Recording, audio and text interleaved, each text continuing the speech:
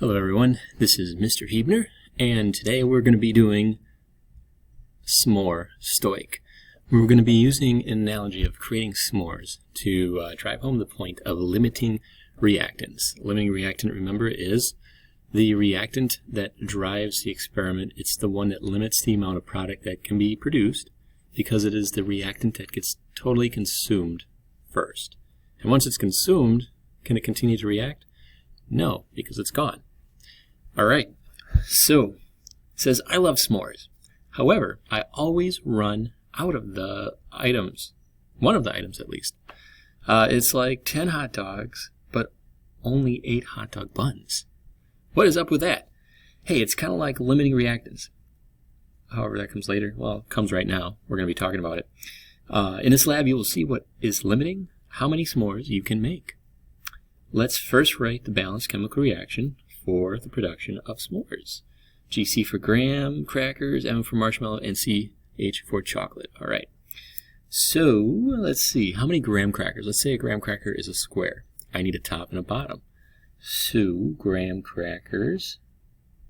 I'm going to need 2 of those. And let's just say a 3 little square thing of chocolate Hershey is like 1 chocolate. So, I mean, because we have them in the self-wrapped ones. Yep, self-wrapped ones. So there's like 3 little squares.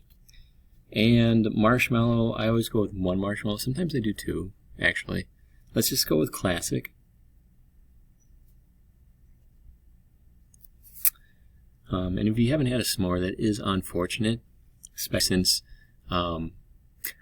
this is a virtual experience, so you still, at the end of it, won't have experienced a s'more. Not sure what to say about that. Alright, we're going to have a s'more is formed, and we've got to have graham cracker, and there's 2 of them, 1 chocolate, and 1 marshmallow. So we have a 2 to 1 to 1 to 1 mole ratio. And we're going to be coming back to this when we do our analogy. Let's move to the next sheet. We got question 1. It says, go to the lab table and get a piece of each of the 3 items, mass each of them individually, and record the mass. So we can't really put food on the balances, then we wouldn't be able to eat it. So I have come up with the molar masses for you. And what I've done is I've calculated basically the mass of 1 marshmallow, or 1 chocolate, or 1 square of graham cracker. And we're going to say that's a mole. Alright, so graham cracker is going to be 7.0 grams per mole. These are given values. This would be like we're looking up the periodic table. Here's the atomic masses. We're following the analogy. Marshmallow, 7.86 grams per mole. And we got mass of chocolate is 13.3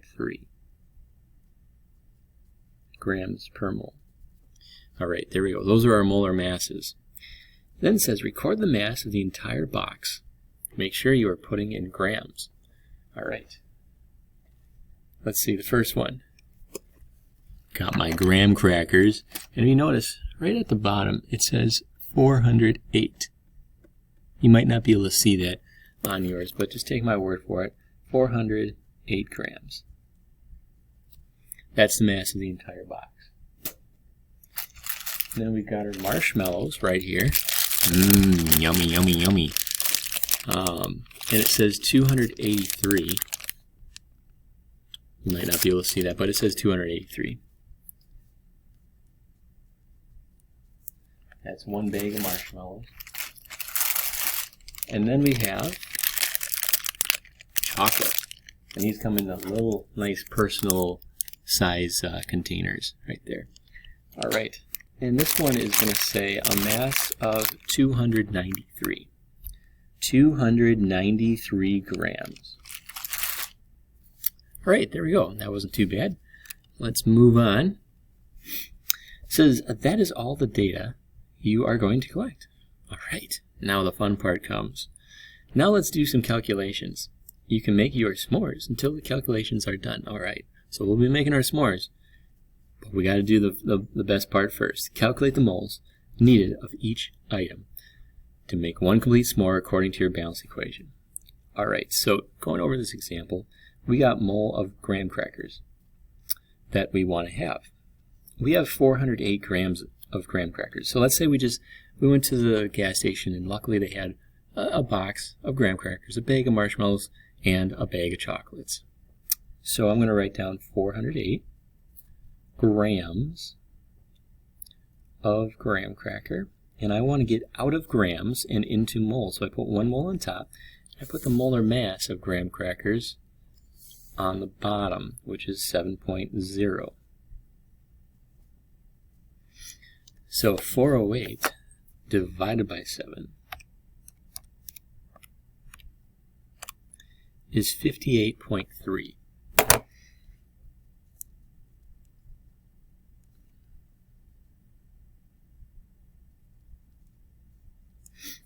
All right, not too bad. And then we got moles of marshmallow. So there are 283 grams of marshmallow, and we want to get it in terms of moles. So we put 1 mole on top, 7.86 grams on the bottom. And we calculate this out. 283 divided by 7.86. I'm getting 36 on the button. 36 moles of marshmallow. All right, I'm going to pause this video, take a moment, try doing C on your own, converting grams of chocolate to moles. All right, we are back, and hopefully you have an answer. We have moles of chocolate, just going over it, 293 grams of chocolate. We want to convert it to moles. We put 1 mole on top, and we put 13.3 grams on the bottom. 293 divided by 13.3 is 22. 22 moles of chocolate. All right, now that's all great. We have our moles, but this is not necessarily how many s'mores we can make with this many graham crackers, marshmallows, and chocolates. We have to do some stoichiometry to do that, and that's where number 4 comes in. It says now calculate how many complete s'mores can be made. The entire package of graham crackers, marshmallows, chocolate, or bars were used. So I'm going to do 3 Stoich equations. 58.3 moles of graham crackers is my starting point, and it's kind of like write a balanced equation, write down given, convert to moles. All right, we're in moles, so we go right to step 4, mole-mole ratio. We're getting rid of graham cracker. I'm just going to type s'more, right, some more simpler. So for every, this is where we got to use the balanced equation. For every 1 s'more, I'm going to have 2 graham crackers. There we go. So for every 1 s'more, I'm going to have 2 graham crackers. So 58.3 divided by 2 is essentially 29.15. 29.15 s'more. So if everything is excess except for graham crackers, if this gets used up first, I should be able to produce 29 s'mores. All right, let us do the marshmallow.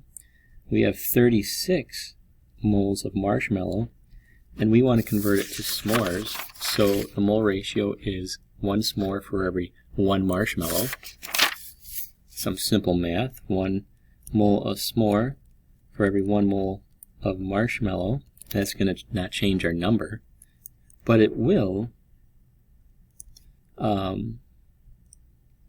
change our unit from marshmallow to s'more.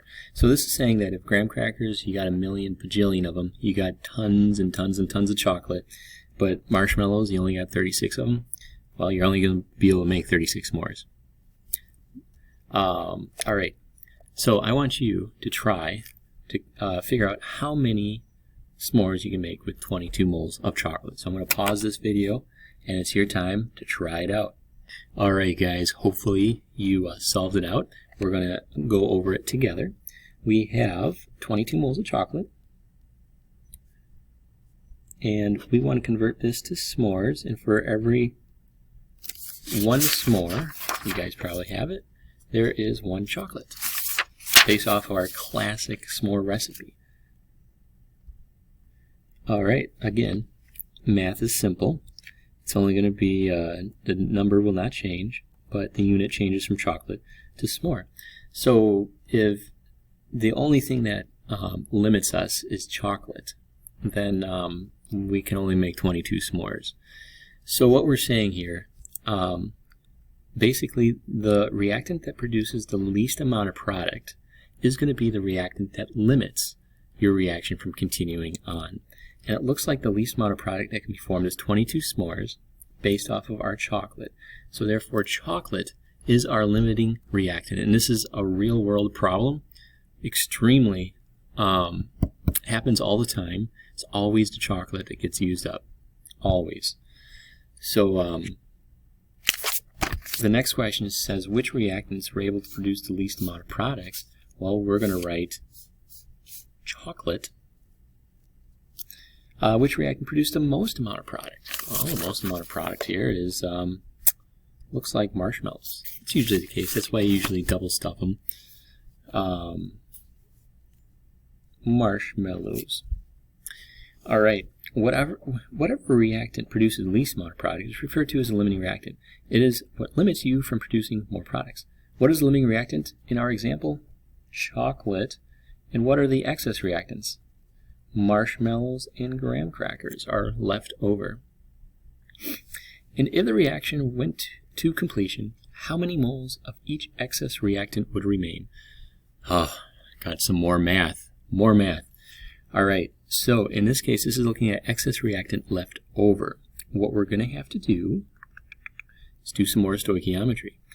It says, in which reactant went to completion, how many moles of excess?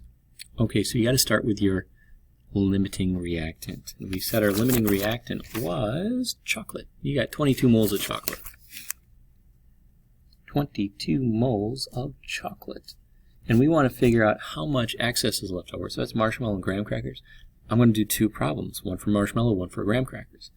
So let's do marshmallow first. So I'm going to put mole of marshmallow on top and moles of chocolate on the bottom. Oh, now I got to look at my balance equation. Marshmallow to chocolate, it's a 1-to-1 ratio.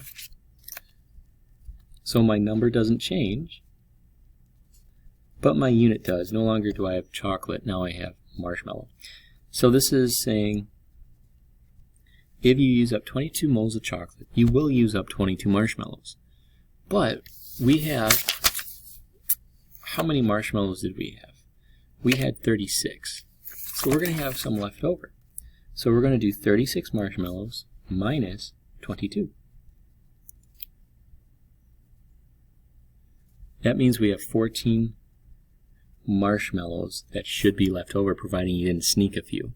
Theoretically, 14 should be left over.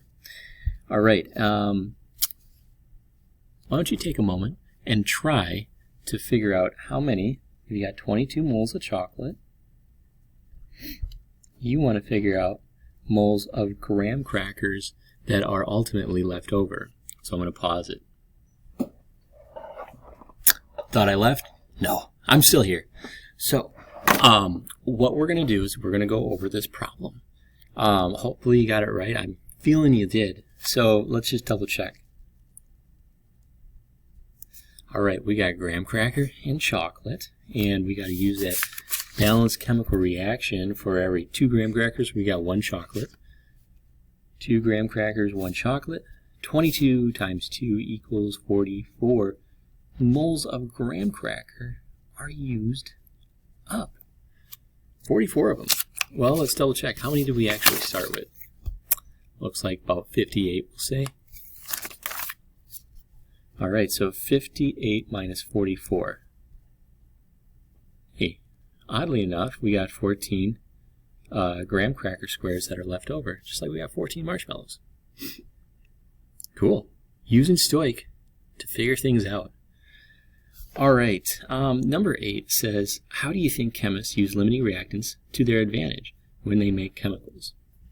So if you think about it, this is hugely, hugely important in business, in industry, because typically, chemicals cost a lot of money, and some are more expensive than others. Some are fairly cheap. So what would you want to have used up? The cheap stuff or the stuff that you really paid a lot of money for, kind of like the chocolate?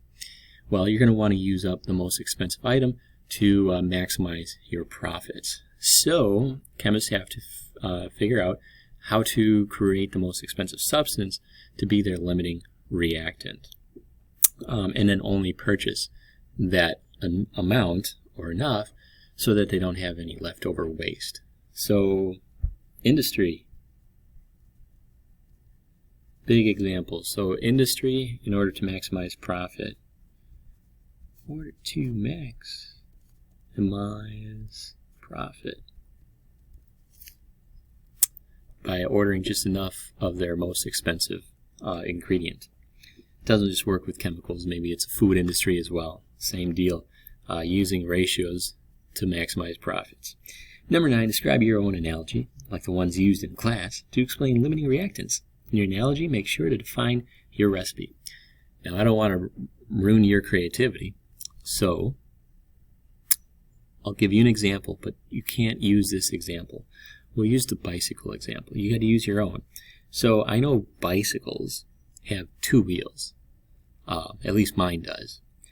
So I'm going to put 2 wheels. And it does have 1 frame plus 1 frame reacts to form 1 bike. So it's a 2 to 1 to 1 ratio. There you go. I'm sure you're going to have one just as good as mine. Okay, it says show your instructor your calculations and then you can make the s'mores in the hood. This is where it gets fun. So let me get ready and we're going to have some s'mores. Alright guys, hope you're doing great. I am really excited. So this is one of my favorite parts of chemistry and stoichiometry. It's when I get to make some s'mores. So I'm making sure that I have my sterile equipment on because I'm serious about making this thing perfect, and I want to make sure that I'm being safe. So whenever I make my s'mores, I always wear goggles, make sure my hair is pulled back, and if I have any dangles, I make sure they're under my lab coat or off. So we are going to light the Bunsen burner. I move the handle from perpendicular to parallel. Whoo, look at that. Alright. I got my marshmallow stick. And I'm going to get a marshmallow out here. Put it right in there. And I'm going to roast my little marshmallow right here. Ooh, look at that. Man, too bad he couldn't be here. This is like so much fun. It's going to taste so good. Getting a little impatient. I really want this marshmallow. Cook, man, cook!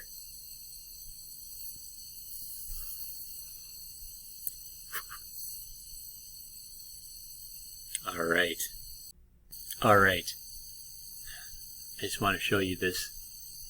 Look at that. That is as good as a marshmallow gets roasted on a Bunsen burner. I'm going to get my chocolate here. Of course, it does the corner rip where you just can't open the rest of it. Ah, okay. Ooh. It's right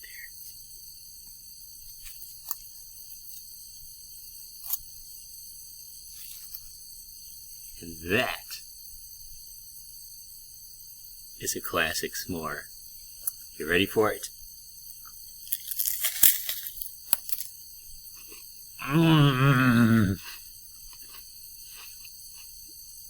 That is so good. Do I got some s'more on me?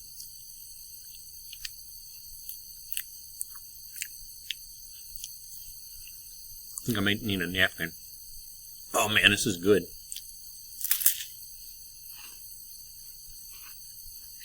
I wish you guys were here. We could have had s'mores together. My gosh, this is one of the best labs in chemistry.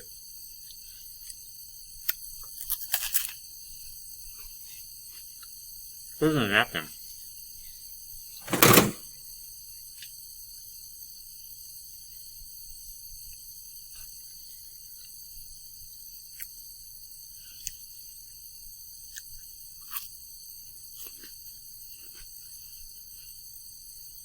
A little sticky, but tastes wonderful.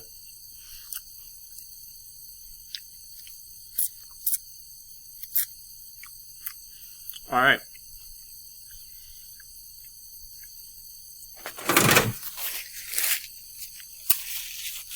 That's been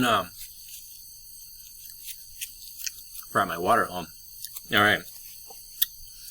So that's chemistry. Let me turn this flame off.